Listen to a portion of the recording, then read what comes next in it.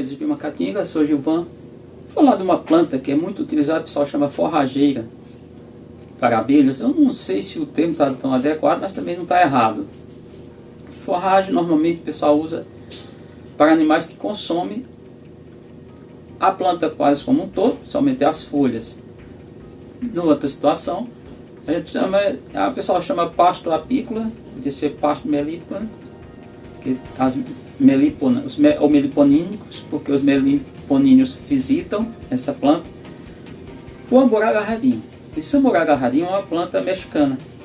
O nome científico eu vou deixar aqui para vocês no vídeo. Antigon leptopus. É latim, é uma língua mais complexa, a pronúncia, a fonética, fonemas também diferem da língua, apesar da língua portuguesa ser de origem latina, inclusive latim vulgar, não latim culto. A origem é mexicana, como eu falei, a família Polygonaceae. A planta é um arbustivo, ela cresce, ela tem caule semi-lenhoso, esse tratado, normalmente forma uma estrutura como parecendo ramas. Ela precisa de suporte. O cultivo tem se dado mais para a questão das abelhas, mas tem que ter um cuidado. Ela é grande produtora de néctar, é uma planta chamada nectarífera. A capacidade dela mais é produzir néctar. De um modo geral, a maioria das abelhas visita, de um modo geral, todas as abelhas. Apesar de alguns defenderem abelhas generalistas, como arapuá, as trigonas, do gênero trigonas, gênero trigona, de fato, isso é singular, e as abelhas do gênero Apis. Mas toda abelha, de modo geral, visita essa planta. Entendendo, ela é pobre em pólen. Mas o que chama atenção é a capacidade. Ela tem uma florada, de um modo geral, pegando mais primavera-verão. Lembrando que o clima do México se assemelha muito ao clima do Brasil. Desenvolve muito em clima tropical, subtropical, equatorial. Todos esses climas são favoráveis ao desenvolvimento da planta. Para a reprodução, vamos imaginar, obter culturas, indivíduos, você pode usar dois métodos: a rama, ou ramas, seria quase estaquia, e usar o método da semente. Plantar semente germina bem, tem produção de semente, é uma geosperma, bem claro aqui. Então tem algo, chama a atenção, ela é muito produtora de néctar. O pessoal diz, se vira em néctar, tem não sei quanto de açúcar, na verdade, que é a sacarose na flor, que a outra parte é água, vai ter alguns sais, claro, poucos vitaminas, algumas coisas, é uma composição, uma mistura, não multimistura como aquela usada na recuperar pessoas, crianças desnutridas, tá? Ou semi-desnutridas.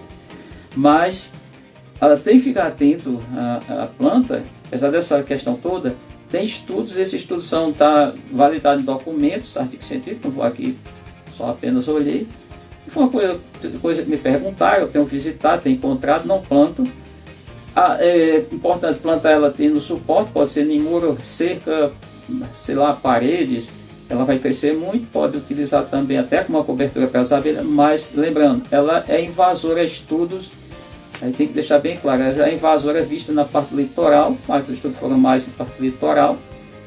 Eu estou num ambiente de caatinga, aí é diferente, aqui é outra dinâmica, assim, a flora é bem diferente, se distancia um pouco da questão da Mata Atlântica, mas nem todo litoral brasileiro tem Mata Atlântica, bem claro, a Mata Atlântica ela se estendia no litoral brasileiro e fora do litoral, desde Natal, no Rio Grande do Norte, e se estendendo até para fora do Brasil, por exemplo, do Uruguai. E está fora também do litoral. O interessante é que você deve prismar por uma variedade de flores. Lembrando, eu tenho um vídeo que eu falo, tem um vídeo curto eu digo o seguinte: a florada para as abelhas, no modo geral, pode ser árvore, arbusto, pode ser um monte de planta, diferentes grupos, mas as plantinhas pequenas é rasteiro, normalmente chamamos de mato, e que muita gente chama de erva daninha, não acho muito adequado, mas é assim que é tratado. Elas são as melhores para as abelhas, são aquelas que fornecem mais alimento. Então tem que chamar a atenção dessa questão. Sobre o aspecto das flores. As flores tem variedade branca e rosa, são apenas variedades, eu diria, apenas do ponto de vista fenótipo, a cor das flores tem essas cores, essa variedade. Então uma planta que muita gente fala muito dessa planta, eu particularmente não tenho muito interesse. Aí você podia estar perguntando, e se plantar em jarro? Eu acho que não estou aqui nem porque eu não domino, eu escuto falar. Se você transformar na questão de bonsai, que é uma técnica oriental, milenar, talvez mantenha ela num jarro. Agora, a parte física mesmo onde ela deve ficar é no solo. E ter sempre um suporte para que ela possa crescer. Ela pode crescer também no chão, só que não vai ser legal. Tá? Então tem que sempre utilizar esse suporte. Então, uma planta que tem sido muito comentada nos grupos de abelha, todo mundo já comentou, eu vou fazer esse vídeo aqui falando dessa planta, que é uma planta do ponto de vista nectarífera, ou seja, produz muito néctar. E esse néctar tem aí seus 30 e pouco por cento, em torno de 40% de sacarose, que é o que a abelha vai utilizar no ponto de vista alimentar, é o que a abelha vai precisar. A água e tudo ela precisa, mas ela tem outras fontes.